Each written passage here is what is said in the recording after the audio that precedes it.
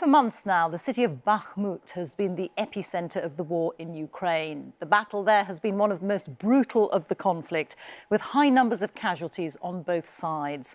Almost all of the city's 70,000 occupants have fled. Russia is working hard to capture Bakhmut in the hope that it could lead to the fall of Slovyansk and Kramatorsk as well, the two most important cities in the Donbas region still under Ukrainian control. But Ukrainian forces are holding firm.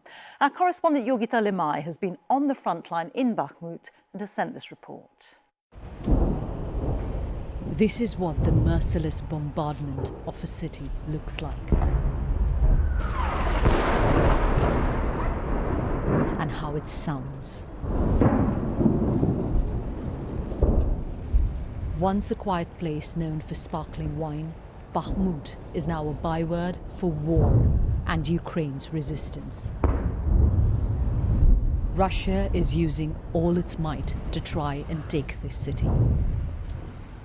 We drove past abandoned buildings. 90% of the people have fled. This is what you can see everywhere in Bachmut, destruction. On the other side of the road you can see apartment blocks that are completely destroyed. We're walking all over shards of glass. Pretty much every second you hear the sound of artillery fire. You can tell every minute that this is a city that is being intensely fought over. And over the past few months of fierce battle, even though it's at an important road intersection, it is the symbolic importance of this fight that has become greater than its strategic location. Bachmut is the home Anatoly has known all his life. We see him barely react when a shell lands a few hundred meters away.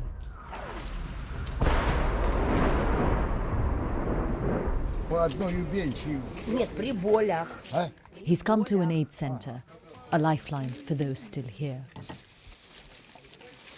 Why don't you leave? We asked him. I have nowhere to go. I am alone. Who would want to take an 86-year-old? Here at least sometimes, when the soldiers throw away food or soup, I find it and eat it. And I get free bread. In my whole life, I've never seen anything like this. Tetiana Sherbak used to be a midwife before the war. Now she's a volunteer. I stay because I'm needed here. Of course I'm scared. I've been caught in shelling 3 times. I suffered a concussion. But what use will I be hiding in a basement? People stay for different reasons. The explosions don't stop, but no one flinches. It's as if they've become numb. Running from bombs every day. Repeated trauma without an end. Olha Tupikova told us she and her daughter live like mice, running out quickly to get bread. Walking to this center for a bit of food is a risk they take to survive. Outside we met Oleksiy Reva, the mayor of Bachmut. We can't show his location. It is my job, my life, my fate to stay here. I won't leave the people, and I trust that Ukraine's military won't allow my city to fall, he said. We went to see Ukrainian defense, taken to a location we can't disclose. Underground to one of their command centers in the city. The heart of the military operation. Few journalists have been here.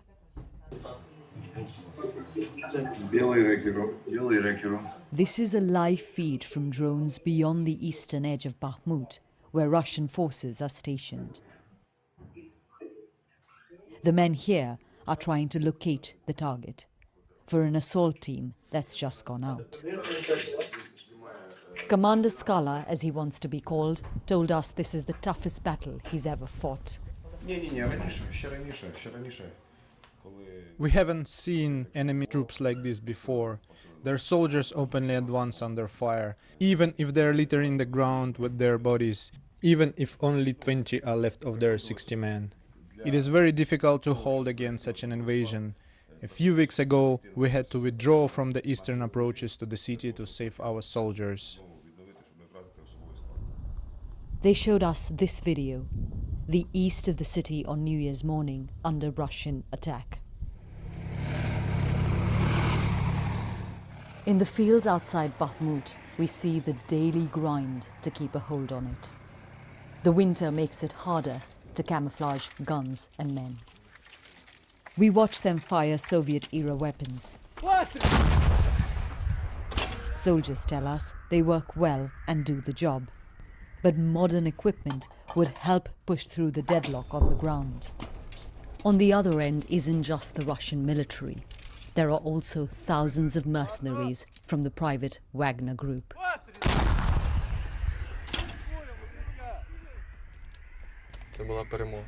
They expect incoming fire, so we retreat to a bunker. Why does it feel like it's deadlocked on the ground? It's stuck for many reasons. The winter makes it harder to use equipment. We also have a shortage of weapons and ammunition. 21-year-old Oleksiy replies. Back to positions they go. Each side trying to wear the other down. In this battle of endurance. Yogita Limaye, BBC News, Bakhmut. And Yogita was reporting there with her team, Imogen Anderson, Sanjay Ganguly and Mariana Matvichuk. Well, we can talk to Yogita, who is now in Kiev. Yogita, it's nearly a year since this conflict started. What hope is there of a resolution?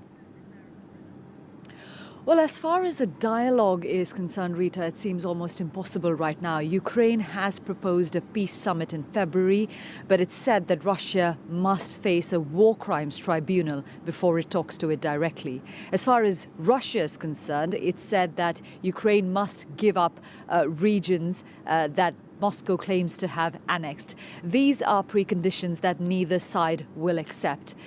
Militarily, what we've seen on the front lines there in Bachmut is that there are very little advances being made by either side. But when we say that, it doesn't mean that it's not a deadly battle. Ukrainian and Russian soldiers are dying every day. And then there's the continuous bombardment of Ukrainian cities, which we witnessed not just there in Bachmut, but also in the south, in the city of Kherson, where we were last week, where civilians are also dying every single day. In Bachmut today, Ukrainian police say that 2 elderly women were killed because of shelling in the city. Thank you very much. Our correspondent Yogita Limaye.